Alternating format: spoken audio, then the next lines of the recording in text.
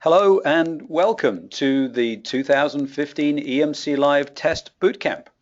This is the last presentation of today if you joined us earlier, but this presentation is the 10 factors you need to consider when selecting an EMC antenna. This promises to be a very interesting presentation. My name is Graham Kilshaw. I'm the Chief Media Officer of Interference Technology, and we are the creators of EMC Live. The Test Bootcamp is a one-day event, free, focused on the test and compliance side of EMI engineering.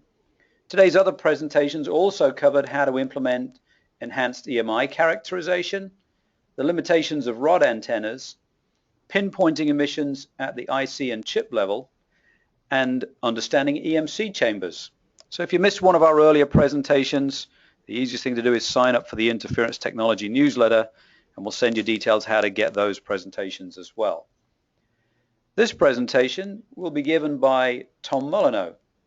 Tom is an author and RF engineer and has been in the EMC industry for 20 years, both as a supplier to the industry and as a hands-on program manager, helping to achieve EMC compliance for a wide variety of products and devices.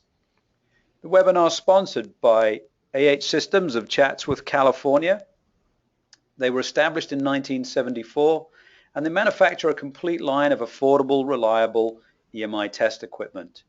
They're individually calibrated EMI test antennas, preamplifiers, current probes, and low-loss cables satisfy many of the test standards including CISPA, MIL Standard 461, FCC, EN, VDE, IEC, and SAE. 95% of their items are in stock and available for next day on-time delivery, and AH Systems is the company to contact for your antenna requirements. So attendees, before we begin, a few notes for the many hundreds of you who've registered for this presentation today across the globe. First, since you've already registered, you will automatically be sent an email next week when a copy of Tom's recording and the presentation slides are ready, so you don't need to email us. Second, the presentation is interactive, so please go ahead and send us your questions. Even while Tom's talking, we'll collect them up and we'll try to answer as many of them as possible at the end of the presentation. In order to do that, to send in a question, just use the chat field on the right side of your screen. And if at any time you need to minimize or maximize your screen, simply click the red arrow in the top right area.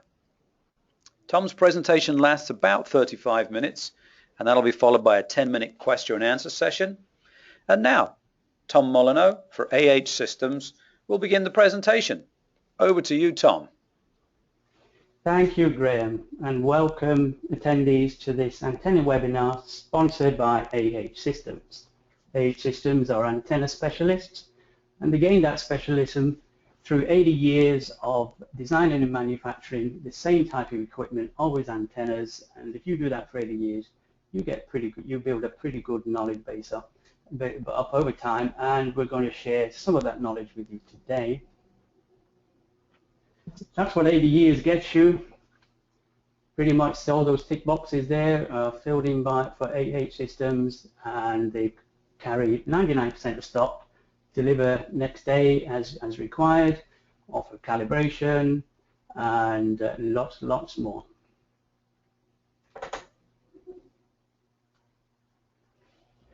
Now, just before we launch here, some of the topics are a little deep, and time would not permit me to go through them in any reasonable depth. So whenever you see a screen such as this one, and it has in the bottom corner in red, read more, what that means is there's a piece available on the AH website giving more details on that particular topic. So watch out for those, and I'll prompt you when they're there too. Right, seems darn obvious, but a good question when you've got a limited size chamber and so forth, and let's say you've got a compact chamber, is you might want to know if this antenna will fit in your chamber, and you might be keen to know whether you can even get it through the door without dismantling it and having to reassemble it once it's inside the chamber. So you might think, well, this is just plain obvious. You'd be surprised how many people don't take it into consideration until the big box with the antenna in arrives. The lower the frequency, it tends to be the larger the antenna. So here's a typical EMC antenna, and it's 5 foot tall. Not much shorter than me. I'm only 5'6". It's 5 foot in depth and 2.5 feet wide. So as it says there in the bottom, don't let this be an afterthought. When we say does the antenna fit in the chamber, of course you want some clearance at all sides. You should be able to walk around this thing. And one good bit of advice from AH systems is only use the space in the chamber you need. So for instance, this antenna here, actually the bow tie can come off. So if you're using the higher frequency capability of this antenna, take only the space you need, remove the bow tie, and mount the antenna as shown there. So before you even order your antenna or give your procurement guy the order to find you pricing on an antenna that will cover a particular frequency range, do provide him with the door dimensions so he can compare them with antenna dimensions. Make sure there is sufficient space around the antenna, because that can affect the antenna's performance and the validity of its calibration data. And of course, consider how you're going to store this when it's not in use. Don't leave it to the day and then get an intern to bang a few long nails in a wall and then hang it up. These are precision instruments, and look after them accordingly and have proper storage on the wall or wherever you store it. Now, I've mentioned just now retaining calibration data validity. Little point buying an antenna all beautifully calibrated if it doesn't give you the correct readings once it's in situ, once it's in that chamber or on the outside and so forth. So it's down to you pretty much. The supplier, AH, has no control over how you position the antenna in the test setup. You're probably following what's stipulated in the standard.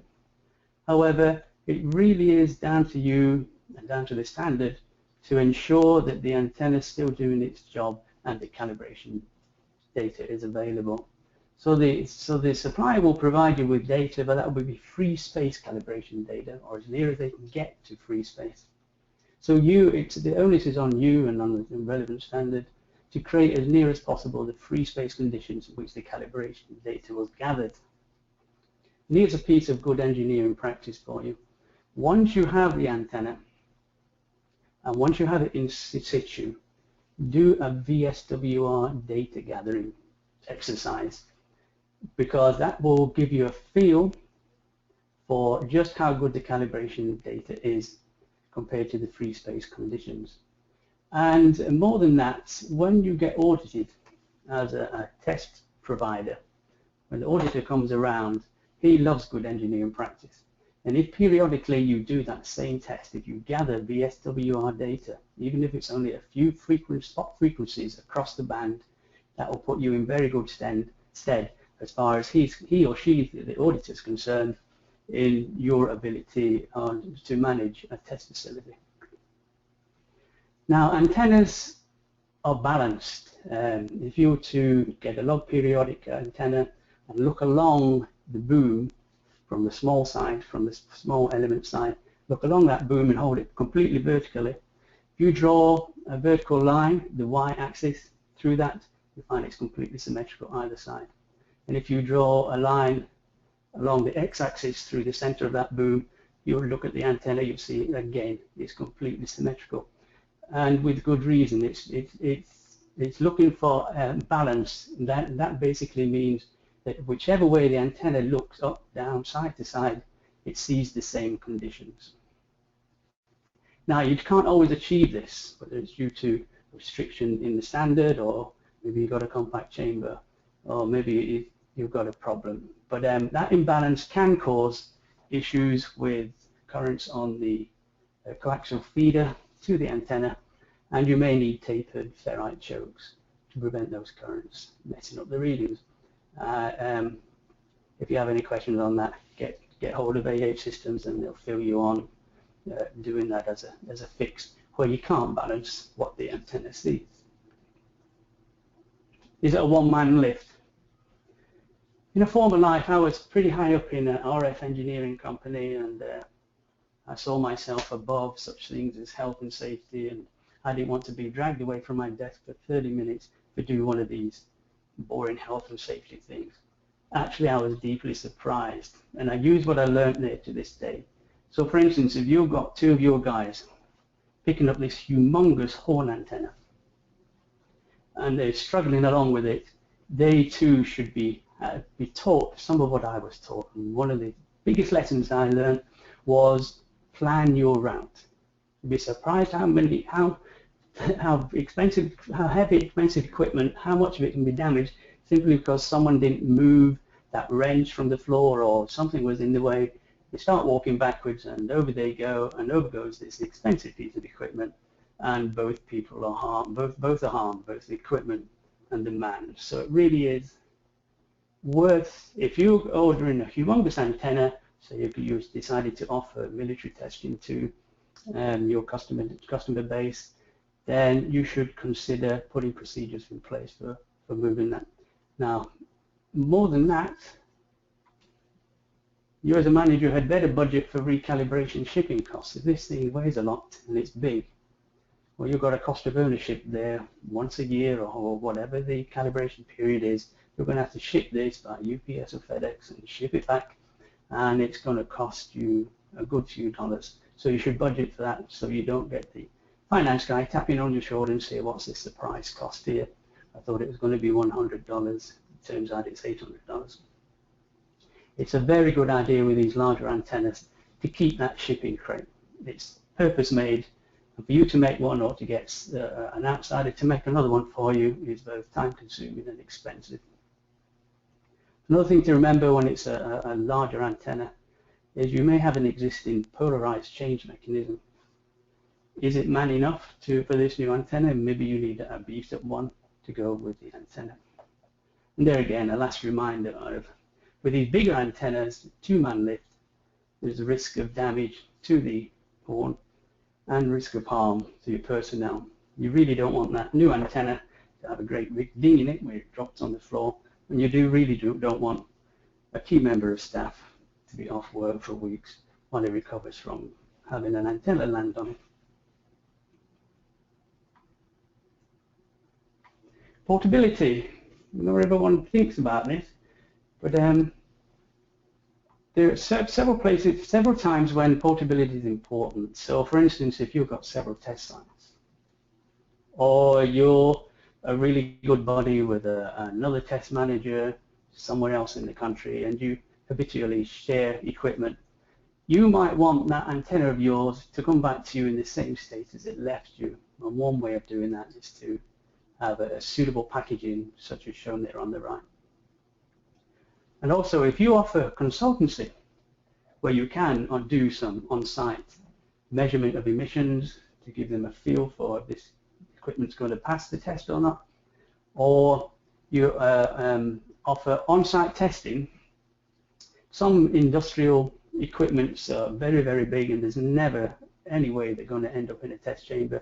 So the test chamber or the equipment has to go to the site, and if you offer any of those, whether consultancy or you as a test house offer on-site testing for these big machines, electrical and run by electronics, the electrics are run by electronics, and you're forced to do on-site testing, you can either turn up with some cardboard box that you use a box knife to carve out to cover the antenna, or you can then go in there with a professional looking attaché case.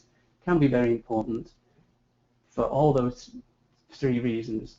If you do test site sharing, you really do want your equipment to come back in the state it left, and you want to look. The same applies to the consultancy and on-site testing, but also there's the professional feel when you turn up with an attaché case. Is this going to be indoor or outdoor? The procurement guy, you've asked to research these and come back with pricing for, say, a 200 megahertz to 1 gigahertz antenna, you better pass to him whether it's going to be used indoor or outdoor. Indoors, it's pretty benign, save the damage you might cause with a very big antenna, taking it in and out of the chamber. But overall, it's benign.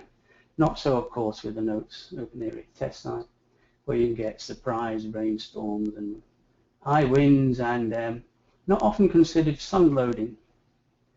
Antennas can be, usually the antenna metalwork is passivated, alachrome or another, or it can be powder coated and all that sort of thing.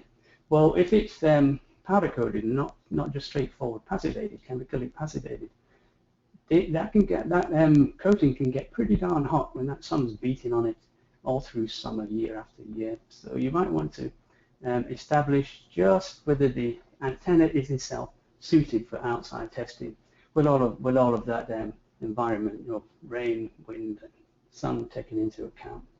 And of course, this also applies to the polarization mechanism and other accessories. How much water do you want to get into your coaxial cable connector? And none is the answer. And you don't want pools of water on your mechanism that may cause corrosion or galvanics, something or other. You need to know that it will survive the environment. And here's one you don't actually hear very often, and that is, should we have an emissions-only antenna or a susceptibility-only antenna? Why would you want an emissions-only antenna? Well, I've been an RF engineer for many, many years, and I've found that whenever you install a change into any sort of circuit or arrangement, there tends to be some sort of trade-off, some sort of cost. You get this, but you lose this. And so it is with emissions and susceptibility antennas. With an emissions antenna, you'll tend to find you have a low power balun, and that gives the option of surface mount components, very low profile. RF loves surface mount. You'll find that the elements can be lighter, they don't have to carry so much current, and all in all, it's optimized for receive. So if you do intend to use this for receive only, then opt for a receive. And even if you do immunity testing too, you might want to consider getting both, especially if you're a really busy test house and you've got one chamber dedicated to receive and one pretty much dedicated to immunity. It might be worth having both. Now, if you get the immunity one, you know it's going to have a high power balun to survive the currents there. You know it'll have to have thicker elements, and you know again it'll be optimized for purpose. So if we look at two models, one for receive and one for immunity, creating the test field. We've got the model there on the left, SAS 540, weighs 3.8 pounds, and the one on the right, model 543, weighs 6 pounds, and the reason is what I've just discussed, but basically you're going to have high profile, heavier components in that balun, and you're probably going to have elements that can take the extra power. So the bottom line there, isn't it, literally is the bottom line on this slide, is a dedicated receive antenna will likely have a better receive performance than a one-size-fits-all. So it's a consideration not everyone thinks about. Then, should we have an active antenna? Some of the antennas used in EMC are pretty poor in terms of capturing the signal, capturing the emissions given off by an equipment under test, and it can be quite weak. And they just plain need a boost if you're going to be able to make them discernible, and then within the noise floor of the receiver you've got set up to monitor these emissions. So weak signals may need a boost, but here's an important thing. You can buy an active antenna already set up where basically the antenna sits on top of the preamplifier there. But you also, if you want to give your existing equipment a boost, you can buy yourself a dedicated preamplifier like this, correct frequency, the right gain, and so forth, everything you need to boost that signal. But here's a word of caution: the preamp must be placed before the long interconnecting cable. Now, there's a little bit of math in this, but I'm not going to go through it now, and something called the Fritz equation and so forth. But what I'd rather get out of this is to get the concept over to you of why the preamp goes before the cable and not after the cable.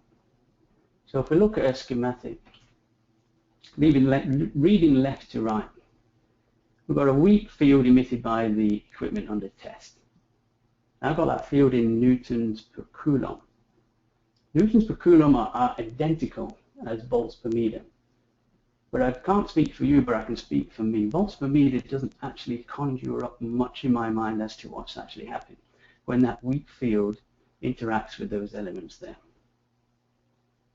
I much sooner go for, given that they are equivalent, Newton is force, and that what you're saying is how many newtons is on a coulomb of charge within that antenna, and what will the force be that will excite those electrons and therefore give you a signal at the antenna connector there.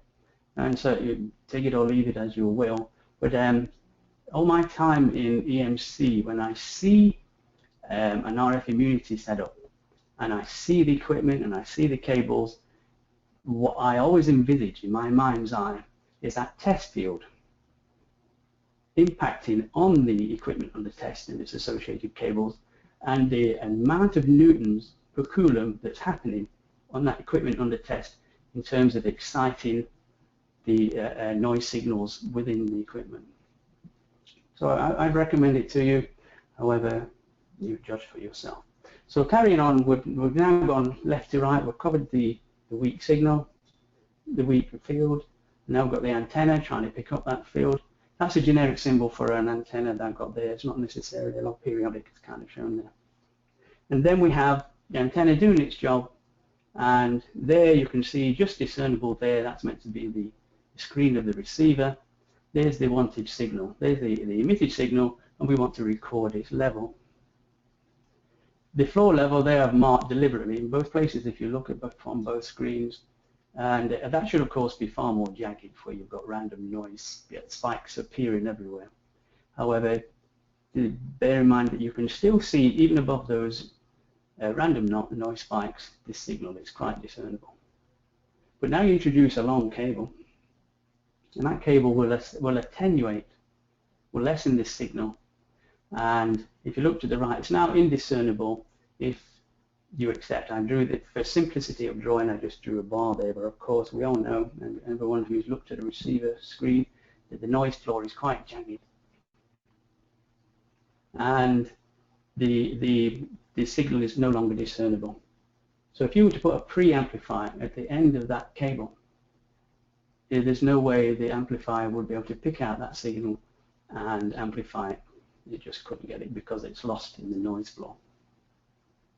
So if we look at by introducing a preamplifier before the cable, here we go. Same thing left to right, but now we've included a high gain, low noise preamplifier. Now, we've taken a hit. I'm going to flip between the two.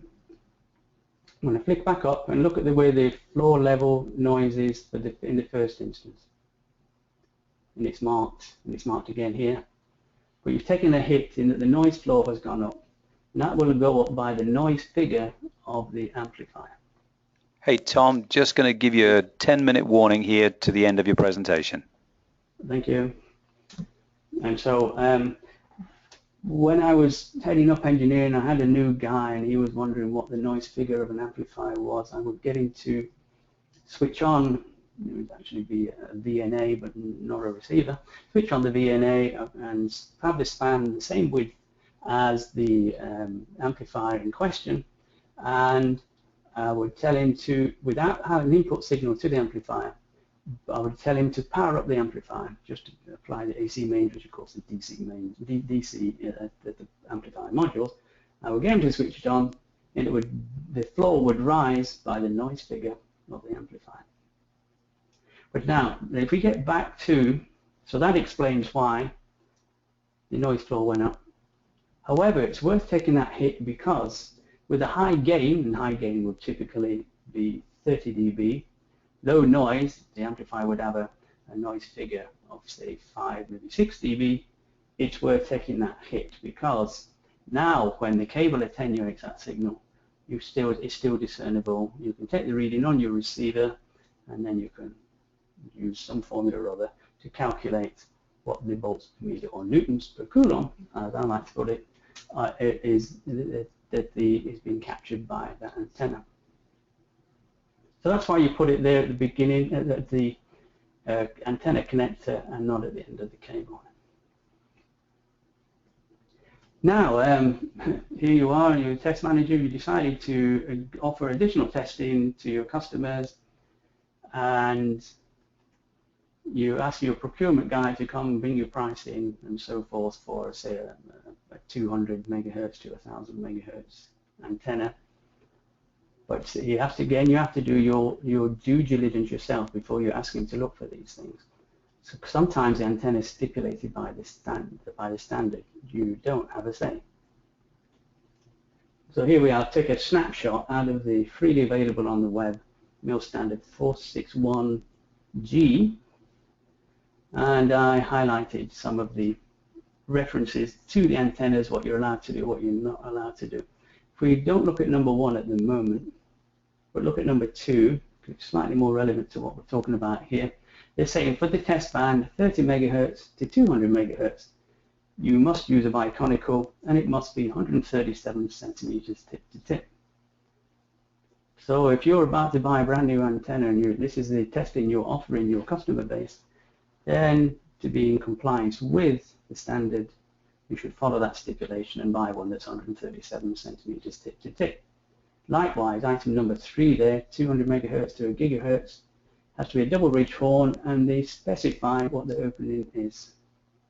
You don't really have a say, and you should really do your due diligence and give this information to your procurement guy. And likewise, number 4, 1 to 18, specifies the opening of the horn. And there's a little bit here of interest, so I'll highlight it anyway. This is when you use a 104 centimeter rods. They stipulate that the signal output connector shall be bonded to the antenna matching network case. So if you're buying said rods, an active rod, you'd better make sure your supplier has good RF bonding between the matching network case and the output connector of the antenna. So you don't always have a free hand when you're doing antenna selection. If you wish to do mil standard 461G, you'd better look at the stipulations before placing a purchase order for your antenna. Oh yes, mil standard 461, I should have put G there, actually specifically prohibits the use of log periodic antennas. So if your guy came back all excited and he's found an antenna, very good price, very good performance, and it happens to be a log periodic, it would be a mistake to buy it, because when you get audited to see if you're ready to provide mil standard testing, you'll have the wrong antenna, one that is specifically prohibited. And I think most people know where that's prohibited.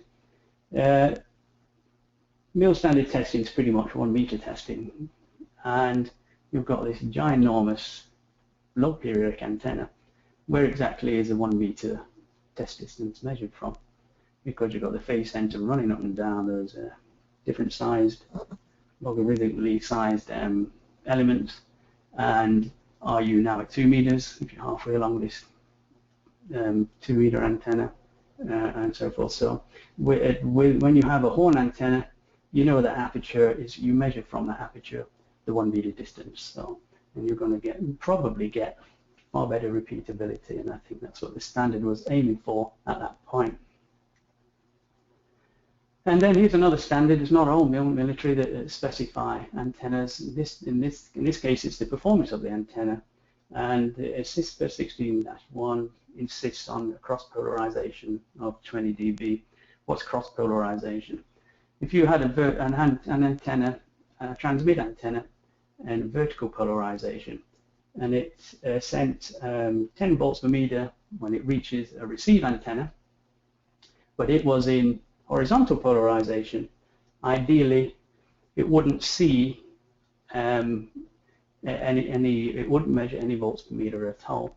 And in some ways that goes back to my newtons per coulomb, because it's horizontal.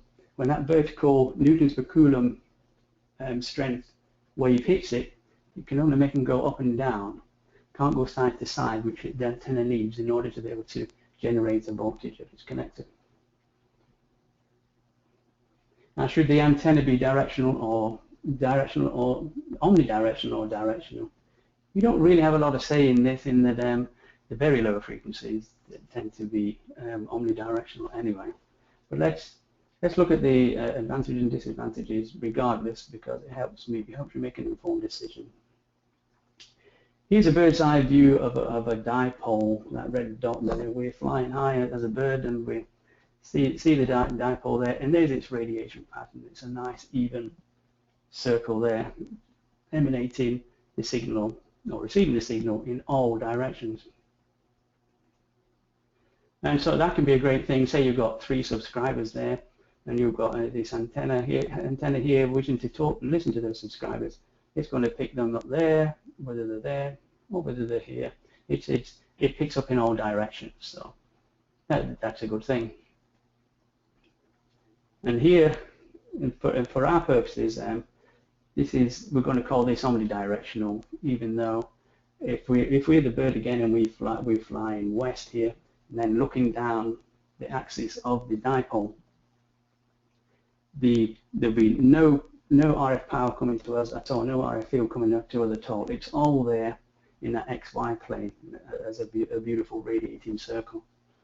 Now, that's not a good thing really, because, and I took this slide from the previous AH systems webinar, talking about beam widths, and I think you can see there you're giving power to the dipole antenna, and it's irradiating equally in all directions. So it's warming up the back of the chamber and the sides of the chamber every bit as much as it's radiating where you would like it to radiate, which is the equipment under test shown there. That's kind of very, very wasteful. So for susceptibility, omnidirectional is extremely wasteful. You're applying the same test field everywhere, and you only want it over 1.5 meters squared.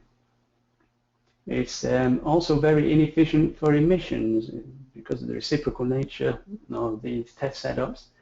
If the antenna is looking in all directions, it's only going to be able to pick up a little bit that's coming from the equipment under test. It would be far better if you could concentrate in one direction, in our case, towards the equipment under test. How do we get this beamforming? Well, what I have here is a 2 antenna array. And I think that by spacing them correctly and feeding them with the correct phase, you get this shape here. Now that shape there is actually called a cardioid. Now, what we can see here straight away is a null in between the 2 antennas. So as the fields created by each antenna overlap, you're getting a great cancellation and destructive interference there between the 2. Which I suppose you could now use this as a direction finder. If you could point that null to the annoying signal or the signal you're seeking, and when it went away you could say, oh, okay, we found the signal. But more interest to us in this particular case, you're not now warming the back wall of the chamber, but more of the RF energy is directed towards the equipment on the test, which would be on the right. So that's a basic idea behind beamforming. Oh yeah, and that I've heard of cardiology and cardiograph and so forth, and that's where the name comes from. It's supposed to be a heart shape, and you've probably all seen this in your coffee, the cardioid. This is a webinar, so I'm not sure how clear that cardioid is for you. And there it is. So I kind of drew it around in PowerPoint for you, so you can see. And there's another picture of the cardioid. So now I'll go back to this one. If we added more elements, we could get that to go more and more to the right there, and would be the field would be concentrated in the direction of the EUT, all well and good. But here's another slide I took from the previous webinar showing the when you have a very directed, in this case a horn antenna, where you've got no power going to the back wall, almost no power going to the side walls, the ceiling and the floor, and almost all the power going towards the equipment under test. This is great. But you can go to extremes. There's such a thing as the gain beam width trade-off. Here's a picture of a reasonable gain, reasonable beam width. Here's a picture which on the face of it is great news. It's going to point right at the equipment under test, but you only really have the test field over a small area of the equipment under test if it's fairly large. And you may have a situation where the good news is you've got high gain. That means you can have use a smaller RF amplifier. But basically what you're doing there is you're guaranteeing lots of power at the bore site. And the power is going to drop off as you move away from that bore site. So against that narrow beam width is that you can end up having to do windowing, where, so for instance, in military testing, the standard stipulates that the EUT and surrounding cables must be within the 3 dB beam width of the antenna, and if it isn't, you're forced to do horizontal windowing. You have to go across to make sure that all parts of the equipment are within the 3 dB by the time you finish the windowing. That can take a lot of time. V-SWAR and antenna factor included these here because of all the specification line items on the antenna data sheet. Two of the least understood are the VSWR and the antenna factor. So if we quick look at antenna VSWR, here's the typical data supplied by the antenna supplier. And if I look at this, I can see that that's a pretty good antenna because it's less than 2:1 VSWR all the way from, it looks like 300 megahertz all the way to 2 gigahertz. And to my mind, that's a good antenna. But what is VSWR? Notice there down in the left-hand corner there, read more. Can't dwell too long on this, but I can touch on it. Where did VSWR come from? Why did we use it? To me, it's a bit of a nuisance, and a misnomer nowadays. It's out of place. But this is where it came from. In the early days of the electric telegraph, the lines used were bare metal wires strewn across telegraph poles, as shown there. And they were bare, so you had to insulate them somehow. And the insulation relied on the space in between them. And also, if you look on the rightmost telegraph pole there were ceramic or glass standoffs that the wire was wrapped around as it went along, maintaining insulation and keeping it off the wood too. Now in those days, if you were a lineman and tasked with the job of repairing these things, and they were always going down because these went for miles and miles and miles across deserts and so forth, between communities. And very often this sort of thing would happen, you'd get a break. And you as a wireman would be tasked with, okay, go find that break and fix it. Now you'd like to gather as much information as possible. Now, although this wouldn't tell you where the break was or the fault was, it could tell you what sort of fault it was. What the guys would do, and that's not a minion, it's supposed to be a light bulb glowing yellow, because it's hit.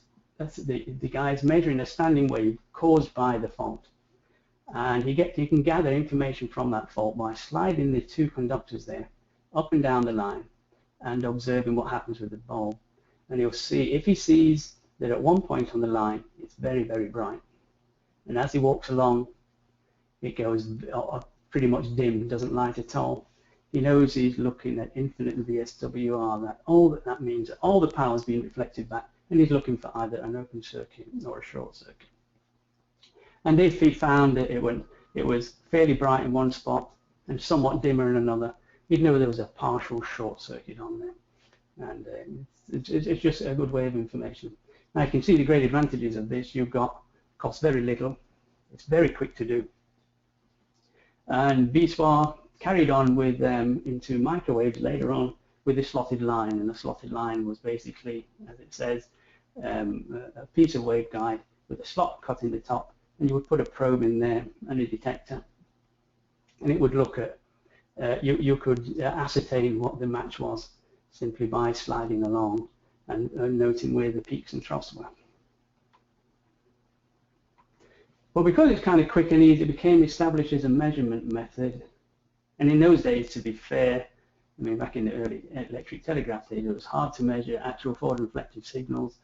And there was no way these guys were going to be given one of these fancy meters in their hand-carved case, and it's probably a diagonal movement in there, very, very delicate. They weren't going to give that to a blind man who would probably drop it the first day. So the light bulb was a pretty good way of doing it. Nowadays, in my view, I think it serves to confuse some.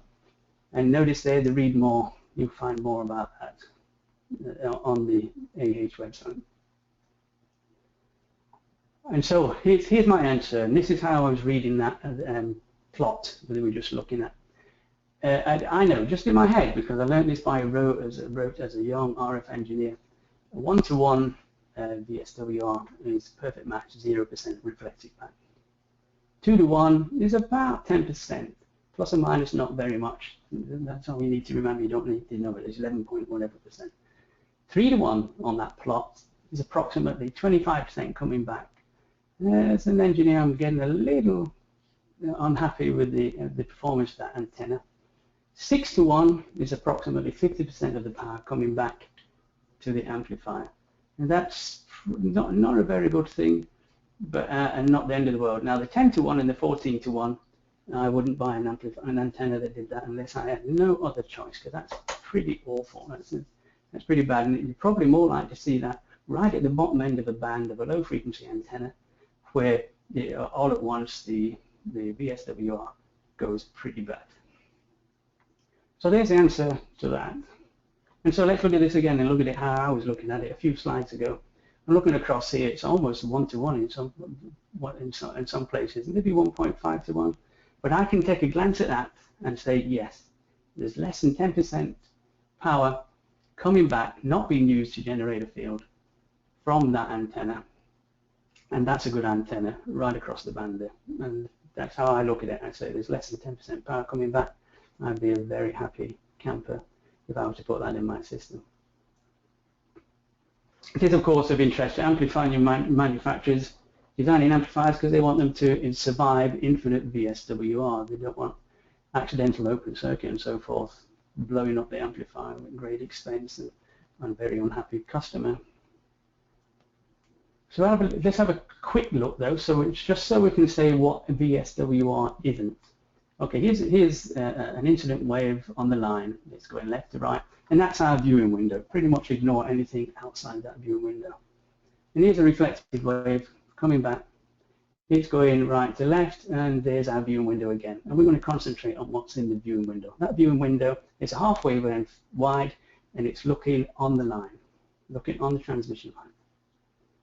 When the two negative half cycles coincide, you'll get that effect there. They both add together and negatively, algebraically, and you'll end up with that bottom there. And then when the waves are equal and opposite, you'll get that. And when the two positives coincide, you'll get that. And I'm going to go back up to here and run through a few of these slides, and you'll see why it's called a standing wave. The wave doesn't actually move left to right at all. It stays exactly where it is in terms of space, where it's spaced on the transmission line, but it does go up and down like so. Hence the name standing wave. But the reason I showed you that is so I could say this, what VSWR isn't. There's there in the left-hand corner, infinite VSWR conjures of infinite voltage levels. Well, that's nonsense. When those two waves overlap, so that they reach a maximum of that standing wave, the maximum is 2 times the voltage. It's not infinite times the voltage. Now, in terms of the VSWR, the supplier has no control over how you position the antenna in the test setup. And the presence of the EUT, walls, floor will affect the VSWR. So it gives you that data in good faith, but how you use the antenna is pretty much down to you. So, in terms of VSWR and how I look at the VSWR plot of an antenna, I think of it in terms of reflected power and I know it's a loss in the field generation system. Now, if you do have a high VSWR situation, make sure your amplifier can withstand the full reflective power, and then everything is good. Amplifiers themselves tend to have an output VSWR that's pretty good. It's pretty good, so you don't get a case of bouncing to and fro, bouncing to and fro, bouncing to and fro, and getting bigger as they go. It tends to fizzle out pretty much at the amplifier because there's very little by way of re-reflection. And again, good engineering practice, and the auditor will love you for this. The VSWR is a great indicator of the system's health and a check for you on the validity of the calibration data you were supplied with. So, and here we go in the left-hand corner, read more. There's some more on the AH website. It goes in a little more detail on VSWR, what it is and what it isn't. But with your antenna in situ, take spot frequencies and compare them with the supplier's VSWR data, so if you know just how healthy your test system is. So there's the answer, and there in the bottom left-hand corner, that are available on the AH website. There's a refrigerator cheat sheet. Refrigerator in the coffee room at your test house can hold this so that you don't even have to remember it back row.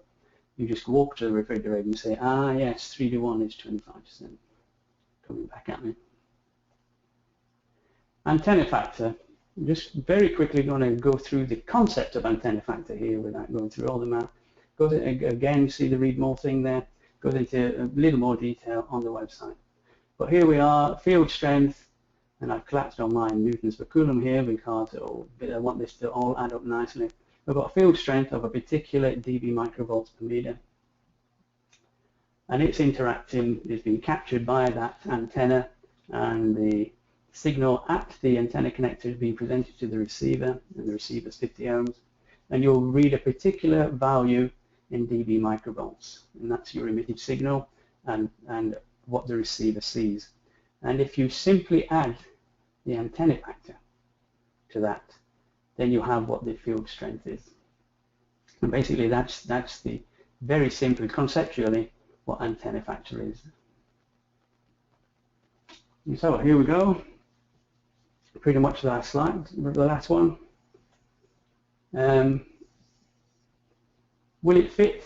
Well, this checklist is available on the website too. We promised, interference technology promised that there would be a free checklist, and it will be on the AH website.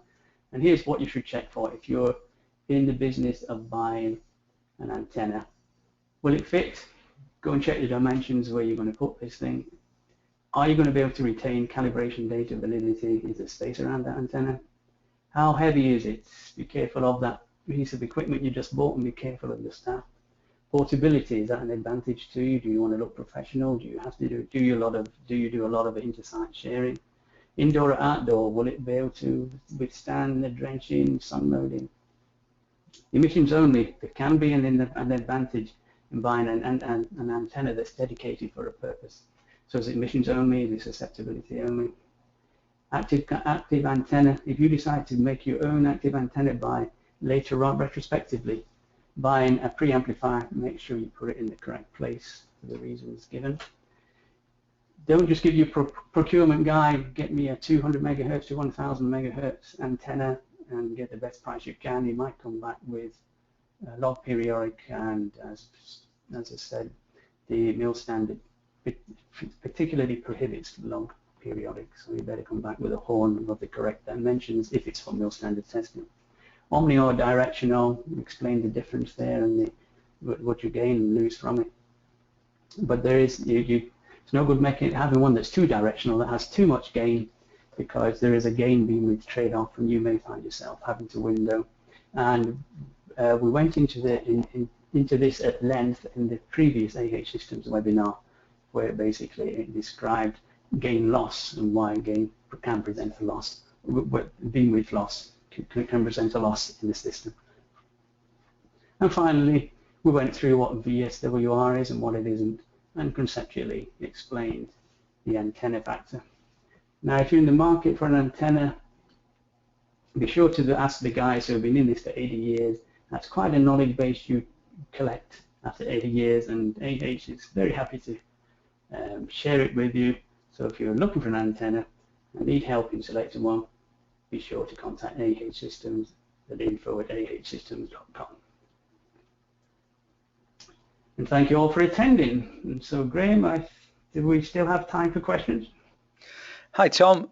Unfortunately, we're out of time to get into the questions, but for the interest of the audience, I'm going to just read a few of the questions, and then we're going to put all the questions and all the answers on the website next week. But there have been some very interesting questions here. Let me quickly skim through a couple of them. Number one, what do the tapered ferrite chocks do and why?